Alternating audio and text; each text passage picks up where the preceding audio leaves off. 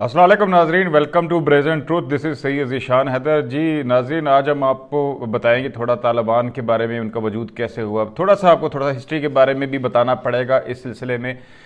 Afghan war जब Russia के साथ हुई तो उस वक्त पाकिस्तान के कुछ जो जर्नैल थे उन्होंने अमेरिका से के साथ कॉपरेट किया और इस कॉपरेशन के थ्रू उन्होंने बहुत सारा माल भी बनाया, जिनकी बाक़ियात आज आप हुकूमत में या आप देख सकते हैं कि सरमाया, कितने बड़े सरमायादार, उनकी बाक़ियात अभी तक भी पाकिस्तान में मौजूद हैं। गूगल कर लीजिए, आपको पता चल जाएगा। और बहुत से ऐसे हैं जो कि उन्होंने अच्छा खासे माल बनाए और फिर वो गायब हो गए सीन से। वो ज़्यादा अक्लमंद रह गए ताकि वो ट्रेस ही ना हो सकें। बहरहाल इस पर हम बात नहीं करेंगे। उसके बाद क्या हुआ जी, रशिया अमेरिका की जो जंग थी, रशिया के ख़िलाफ़ अमेरिका जीत गया। उसके अंदर इस्तेमाल हुए मज़लूम अफ़गान और पाकिस्तानी बच्चे और नौजवान। और फिर वहाँ पर बात ख़त्म ना हुई।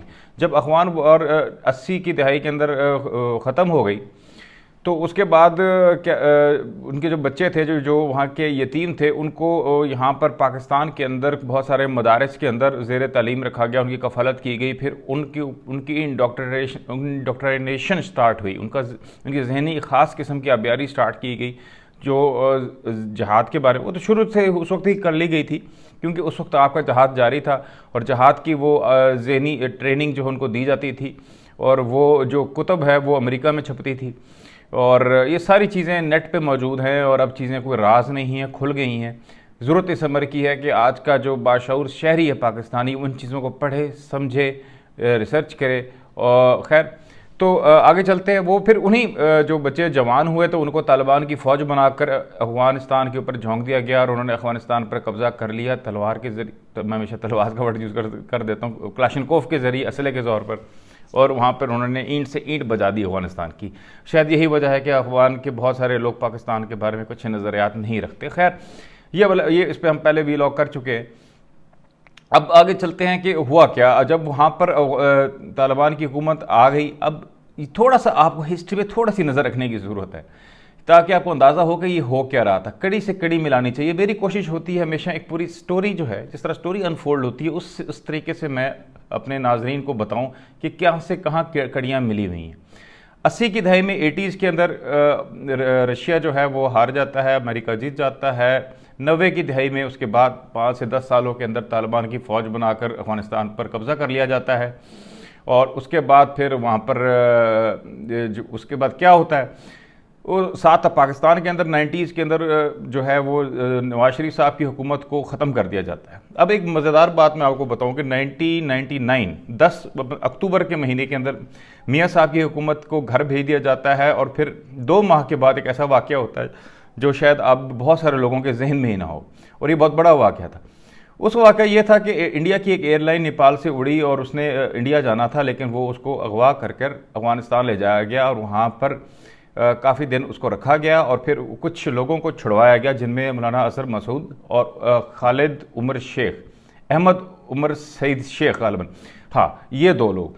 तो जो शेख साहब थे, इनको ऊपर इल्ज़ाम लगाया जाता है कि डैनियल पर्ल का मशहूर केस, जिसकी वजह से हम काफ़ी स्क्रूटनी में हैं पूरी दुनिया की, उसके ऊपर भी इल्ज़ाम लगाया जाता है कि उसमें वो डायरेक्टली या इनडायरेक्टली वो उस मर्डर में शरीक थे। दूसरी शख्सियत लामा मजद अजहर मसूद साहब, वो उनको रिहा कराया जाता है उस हाईजैकिंग के सिलसिले के अंदर। अफ़गानिस्तान में जो होती है, एक एरोप्लेन को उधर अफ़गानिस्तान में रखा जाता है, वहाँ पर नेगोशिएट करके इन 2 लोगों को, शख्सियात को आज़ाद करा लिया जाता है। अजहर मसूद साहब जैश मोहम्मद गालिबन इनसे उनका तल्लक था। और ये फिर इन पर इल्ज़ाम लगाया जाता है मुंबई अटैक्स का 2008 में जो हुए। तो सामीन अकरम, आप समझिए कि ये जो मुंबई अटैक्स की एक बड़ी वजह है कि आज हम FATF में हैं। वो इल्ज़ाम हम पे दुनिया लगाती है कि हम जो उन्हीं वजूहात की वजह से हमें जो है FATF के अंदर और दीगर वजूहात की, उनमें से एक वजह ये भी है। तो ये मैं कड़ी से कड़ी मिला रहा हूँ और कोशिश मेरी ये है कि एक केस समझाना कि हमारे मुल्क के साथ क्या होता है। आज हम जिस जगह पर पहुँचे हैं वो कैसे पहुँचे हैं, किन के फैसलों से पहुँचे हैं, किन की स्ट्रेटजी से पहुँचे हैं, कौन से वाक़यात ने किस चीज़ को जन्म लिया। अभी हम पहुँचे हैं, हम जिक्र कर रहे थे कि तालिबान की हुकूमत आ गई, मियाँ साहब की हुकूमत ख़त्म कर दी गई। फिर एक जहाज़ जो है वो अगवा हुआ इंडिया का, अफ़गानिस्तान के अंदर वो लैंड हुआ। वहाँ पर 2 शख्सियात 3 شخصیات کو جو ہے غالباً چھڑوایا گیا، جن سے 2 کا میں نے ذکر کیا. ان کے اوپر بعد میں کیا الزامات لگے کہ انہوں نے کیا کام کیے اور اس کے اثرات پاکستان پہ کیا مرتب ہوئے، یہ میں نے ابھی تک یہاں تک آپ میرے امید ہے کہ ساتھ ہوں گے. اس کے بعد کیا ہوا جی؟ اس کے بعد جیسا کہ آپ کو پتہ ہے کہ جب ایک لا لیسنس، ایک طاقت کے ذریعے ایک کسی قانون قاعدے سے باہر نکل کر کسی جتھے کو کسی ملک کے اوپر قابض کر دیا جاتا ہے، اس کو سپورٹ کی جاتی ہے، تو پھر وہاں پر قوانین نہیں ہوتے، وہاں پہ لاجک ریشنل نہیں ہوتا. یہ چیز آپ ذہن میں رکھیے کہ جمہوریت جس کو یہاں پاکستان میں بالخصوص خاص مائنڈ سیٹ کی طرف سے بہت تنقید کی جاتی ہے، وہاں پر دہشت گرد پروڈیوس نہیں کیے جاتے. کم از کم اگر وہ دہشت گردی اس طرح سے کی جاتی ہے کہ جس کی وجہ سے سینس ہو، کوئی لاجک ہو، جو خود اپنے اور اپنے جو فیڈ کرنے والا ہاتھ اس کو نہ کاٹے. بہرحال یہ تھوڑی ایک ڈسکشن تھوڑی فلاسافیکل ہو جائے گی. تو وہاں پر یہ ہوا کہ جس طرح جو آزاد کرائے گئے، جس طرح علامہ مسعود اظہر کو علامہ کا ورڈ میں یوز کروں، مسعود اظہر صاحب کو وہ آزاد کرایا گیا، تو کچھ دنوں بعد بہاولپور کے اندر ان کی تصاویر جو ہیں وہ پبلک کی گئی اور نظر آئیں. BBC اور بڑے بین الاقوامی نشریاتی اداروں پہ وہ تصاویر ہیں، جس کی وجہ سے پاکستان کو بہت سختی کا سامنا کرنا پڑا. یہ بھی اب آپ گوگل کر سکتے ہیں، کوئی راز نہیں، یہ سب چیزیں انٹرنیٹ پہ پڑی ہوئی ہیں. تو ساتھ میں آپ دیکھ لیجئے کہ اس کے بعد جب طالبان کی حکومت آ گئی، وہاں پر القاعدہ کا ایک نیا سلسلہ. القاعدہ، اسامہ بن لادن صاحب وہاں تشریف لائے، ان کے پاس بہت مال و دولت تھی، سعودیہ سے وہ آئے تھے، وہ غالباً اسلامی نظام چاہتے تھے. اور وہ سب سے پہلے انہوں نے یہ نہیں کیا کہ اپنے ہی ملک کے اندر اپنے ہی جو حکمران طبقے کے خلاف وہ جد و جہد کرتے. میں نہیں کہتا کہ مسلح جد و جہد کرتے، لیکن سیاسی جد و جہد کرتے اور وہاں پہ جمہوریت لے کر آتے، یا پھر جو ہے ان کو آزاد کراتے امریکہ کے تسلط سے اپنے ملک کو، جہاں سے وہ تعلق رکھتے تھے. لیکن انہوں نے بہتر سمجھا کہ افغانستان میں جا کر وہ یہ کارروائی کریں، وہاں سے سٹارٹ کریں، کیونکہ افغانستان ویسے فری فار آل تھا. وہاں پر وہاں پر جہاز بھی اغوا ہو کے آ رہے تھے، اور وہاں سے جو ہے وہ لوگوں کے جو قیدی بھی آزاد کرائے جا رہے تھے، اور سب کچھ ہو رہا تھا. تو انہوں نے کہا کہ چلے، یہ انہوں نے وہاں بیس بنا لی. اس کے بعد انہوں نے بہت ساری جگہوں پہ کارروائیاں شروع کر دی. اس کے نتیجے میں آپ کو یاد ہوگا کہ غالباً 99 کے اندر ہی کروز میزائل کا اٹیک بھی ہوا، یا کچھ تھوڑا سا اس سے آگے پیچھے میں کر رہا ہوں. تو وہ کروز میزائلز وہاں پر داغے گئے، لیکن وہ بچ نکلے. اور پھر اس کے بعد اب یہ ذہن میں رکھیے گا کہ جو اپنے ایڈونچر کیا گیا وہاں پر طالبان کی حکومت کا، اسی کے اندر وہ القاعدہ نے اپنی وہاں بیس کیمپس بنائے پوری دنیا کی نظروں کے سامنے. اور پھر وہیں سے 9/11 اٹیک ہوا، اور اس 9/11 اٹیک کی پاداش کے اندر پوری دنیا نے کیا بھگتا، اس میں سب سے زیادہ تو پاکستانیوں نے بھگتا. بہت سارے ایسے بچے تھے، بہت سارے ایسے لوگوں کو میں پرسنلی جانتا ہوں جو کہ جن کو اسکالرشپس مل چکی تھیں، جو امریکہ زیر تعلیم لینے جا رہے تھے، ان کی اسکالرشپس کو کینسل کر دیا گیا، ان کے ویزے کینسل کر دیے گئے. ان کو جانتے ہوئے ان کے پلانز، ان کی ساری جاب اپائنٹمنٹس جو ملک کو فائدہ ہونا تھا، وہ سب ختم ہو گیا. اور صرف پاکستان تک نہیں، بہت سارے اسلامی ممالک کے اندر بھی اس طرح ہوا. اور جو ٹرانسفر آف ٹیکنالوجی اور علم کا ٹرانسفر ہونا تھا ویسٹ کی طرف سے، اس میں بہت بڑا گیپ آ گیا. اور یہاں تک کہ وار آف سویلائزیشن کی بات بھی کی گئی. یہ سب کچھ اسی لیے 9/11 کی پاداش میں ہوا. اور 9/11 کے بعد عراق کو تو ویسے ہی انہوں نے کیا کہتے ہیں کہ ایک اگر بہت طاقتور شخص ہوتا ہے اور اسے جب غصہ آ جاتا ہے تو پھر وہ کولیٹرل ڈیمیج بھی ہوتا ہے. میں اس کو ہمیشہ یہی سمجھتا ہوں کہ عراق کے اندر کوئی پیسے مانیٹری بینیفٹ کیا ہوتا ہے امریکہ کا، جتنا پیسہ انہوں نے برباد ان 2 جنگوں میں کیا عراق اور افغانستان میں، اس کا کوئی آپ تخمینہ بھی نہیں لگا سکتے.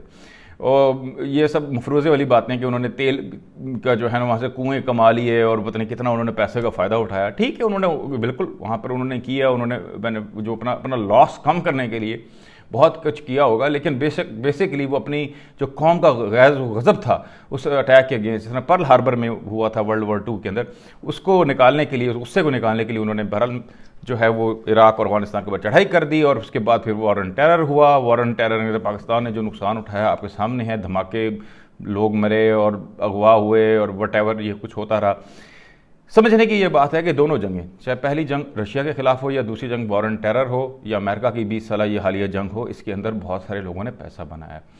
ان جنگوں کے اندر، ان کانفلکٹس کے اندر جو لوگ ان چیزوں سے متعلق ہوتے ہیں، آپ خود سمجھ آئیے گا، ان لوگوں کو سپلائی کی صورت میں، راستے دینے کی صورت میں، فوڈ سپلائی، اسلحہ وغیرہ وغیرہ، اس میں بہت سارا مال بچتا ہے، بہت سارا کمیشن ملتا ہے، بہت سپلائی ملتی ہے. وہ کیوں چاہیں گے کہ کنفلکٹ ختم ہو جائیں؟ وہ ایسی چیزیں کرتے رہتے ہیں. ان کی خواہش ہوتی ہے کہ وہ متعلقہ رہیں، ان کی ضرورت پیش آتی رہے. اور وہ سپلائز جو ہے مالدار امریکی یا ویسٹرنرز کو دیتے رہیں. اس وجہ سے ان کو ایسی جگہ چاہیے ہوتی ہے اور بہتر ہے کہ وہ جگہ ان کے قریب ہو تاکہ ان میں ان کا عمل دخل بھی ہو. تو یہ دیکھیں یہ چیزیں میں آپ کے ساتھ لاجیکل بات کر رہا ہوں اور اس کو آپ کسی بھی تعصب سے ہٹ کر سوچیے گا. اور پھر آپ نے اپنے ملک کا اور اپنے پاکستانی ہونے کا پاکستانی ہونے کے ناطے پاکستان کا پہلے سوچنا ہے. بہرحال تو پھر ایسے ہی ہوتا ہے. وار اور ٹیرر کے اندر بھی بہت لوگ امیر ہوئے, بلینئرز بن گئے, انہوں نے بھی جائیدادیں بنا لی, پیسے نقصان کیا ہوا پاکستان کا ہوا. آج ہم FATF کی تلوار ہم سر پہ لٹک رہی ہے. ہمارے حالات کیسے ہیں کہ گرمیوں میں گیس کی لوڈ شیڈنگ ہو رہی ہے اور بجلی کے عذاب پھر واپس آ رہا ہے اور ہم جو ہے پاکستان زب و حالی کی تصویر ہے. یہ کیوں ہو رہا ہے؟ آپ ذرا تھوڑا سا میں اب آپ کو چھوٹا سا اس کو ساری جو میں نے آپ کے سامنے جو واقعات اور کڑیاں سے کڑیاں ملائیں اور حالات کو جوڑنے کی کوشش کی, اس کو میں تھوڑا سا اس کو اب تھوڑا پولیٹیکل سینس میں آپ کو سامنے اس کی تشریح کرتا ہوں کہ دیکھیں اگر بھٹو صاحب زندہ ہوتے, بھٹو صاحب نے کس طرح سے افغانستان کے اندر اس طریقے سے اپنی فوجیں نہیں جھونک دینی تھی, اپنی سویلینز کو نہیں جھونک دینا تھا, فوجیں تو گئی ہی نہیں, اور کوورٹ آپریشنز جو ہے وہ اس طرح کا نہیں الاؤ کرنے تھے. اور انہوں نے اپنے ایسے پولیٹیکل گورنمنٹ تھی. اسی طرح اگر دوسری جو وار ہوئی تو اس وقت جو ہے اگر میاں نواز شریف حکومت ہوتے اور پہلے تو یہ دیکھ لیجئے کہ اگر بھٹو صاحب موجود ہوتے تو نہ یہ جو ہے معاملہ افغانستان کا اتنا بگڑتا, اور جس کے اندر پاکستان کی شمولیت اور پھر اس کے اندر جو اسلحہ اور ڈرگز اور جو کچھ پاکستان میں آیا, شدت پسندی کی جو لہر آئی, وہ سب سے ہم بچ سکتے تھے. لیکن یہ نہ ہو سکا. بھٹو صاحب کو بقول اب تو بہت سارے جو ہیں وہ جو ان کے مخالفین کے بھی وہ شہید کر دیا گیا, اور اس کے بعد جو ہے اس کے جتنے بھی ہمارے پولیٹیکل لیڈرز ان کے ساتھ کیا ہوا, ہماری جمہوریت کو کمزور سے کمزور تر کیا گیا. اس کمزوری کی وجہ سے ہی طالبان وجود میں ہے, اسی وجہ سے القاعدہ نے افغانستان کے اندر اپنے پیر جمائے, اسی وجہ سے 9/11 کہہ سکتے ہیں. اس کے اثرات تو ہوں گے, اگر کلی طور پہ اس کی وجہ وہ نہیں تو اس کے بہرحال کنٹریبیوٹری فیکٹر تو آپ کہہ سکتے ہیں اس کے اندر وہ ہوا. اور پھر میاں صاحب اگر حکومت میں ہوتے 99 کے اندر تو پھر یہ ممبئی کے اوپر ممبئی کا جہاز انڈین جہاز اغوا ہونا اور پھر وہاں سے آزاد ہونا اور جانا, اس کی صورتحال بڑی مختلف ہوتی. تو اسی طرح پھر آپ آگے دیکھ لیجئے کہ وار اور ٹیرر تھا, اس کے اندر جس طرح سے ہم نے اڈے وغیرہ دے دیے, جیسے ہمارے مشرف صاحب نے اپنی غیر قانونی اللیجیٹمیٹ حکومت کو ویسٹ کے سامنے اپروول دلانے کے لیے ان کی ہر بات مانتے گئے. شاید اس طرح سے میاں صاحب جو ہمارے ڈیموکریٹک حکومت ہے وہ ایسا شاید نہ کرتی. پر اب پھر صورتحال آپ دیکھ لیجئے, واپس چیزیں اسی کراس روڈ سے ہم آ کے آج کھڑے ہو رہے ہیں. آپ کے سامنے وہی افغانستان میں دوبارہ سے ٹرمائل موجود ہے. اب کیا کرنا چاہیے؟ اب کرنا یہ چاہیے کہ آپ کو یعنی ہمیں ایز اے شہری باشعور طریقے سے اپنی وائس کرنی چاہیے, اور ہمیں کلیئر کٹ اپنے پالیسی سازوں کو بتانا چاہیے کہ ہمیں اب افغانستان کے اندر دوبارہ سے کوئی اس طرح کا انٹرفیرنس نہیں کرنی. ہم نے اپنے بارڈر کنٹرول کرنے ہیں. ہمیں کوئی ضرورت نہیں پڑی کسی بھی ملک کو اپنی کالونی بنانے کے لیے. اگر کوئی کمزور ہے کچھ اگر اس میں ان کو سپورٹ کی ضرورت ہے تو انہیں آپ سپورٹ دیجئے, لیکن آپ یہ نہیں کر سکتے کہ آپ یہاں سے جتھے تیار کر کے وہ پھر پرانی بحث وہی والی بحث ہو جاتی ہے. مقصد کہنے کا یہ ہے کہ اب شعور کا اظہار کا جو طریقہ ہے وہ ہے وائس کرنا. آپ اپنے جو خیالات ہیں ان کو آپ سوشل میڈیا پہ پبلکلی عوام آپ کے کیجئے, اور افغانستان کے اندر ہمارے جو پالیسی ساز ہیں کوشش کیجئے ہر طرح سے کہ وہ ان تک آپ کی آواز پہنچ سکے, تاکہ دوبارہ سے ہم پورا وہی سائیکل دوبارہ سے ہوئی جو تماشا جسے میں کہوں گا کہ ایک پچھلے 30 سالوں کے اندر اس خطے میں چل رہا ہے اس کو ختم ہو سکے. ایک ضرور اب دیکھ لیجئے گا کہ خانہ جنگی افغانستان میں ہوگی, لیکن اگر انٹرفیرنس ہماری طرف سے نہ کی گئی تو وہاں پر چیزیں سیٹل ہو جائیں گی. انسان سیٹل ہو جاتے ہیں, چیزیں سیٹل ہو جاتی ہیں, آخرکار انہیں بھی شعور آ ہی جاتا ہے. تو بہرحال ہماری دعا یہی ہونی چاہیے کہ پاکستان کو اللہ تعالیٰ اپنے حفظ امان میں رکھے, اور جس طرح کہ ہم نے پہلے تکلیف سے اس ملک گزرا ہے دوبارہ ایسے نہ گزرنا پڑے. آج تک کے لیے اتنا ہی. سید ذیشان حیدر کو پریزنٹ ٹروتھ کے پلیٹ فارم سے اجازت دیجیے. خدا حافظ.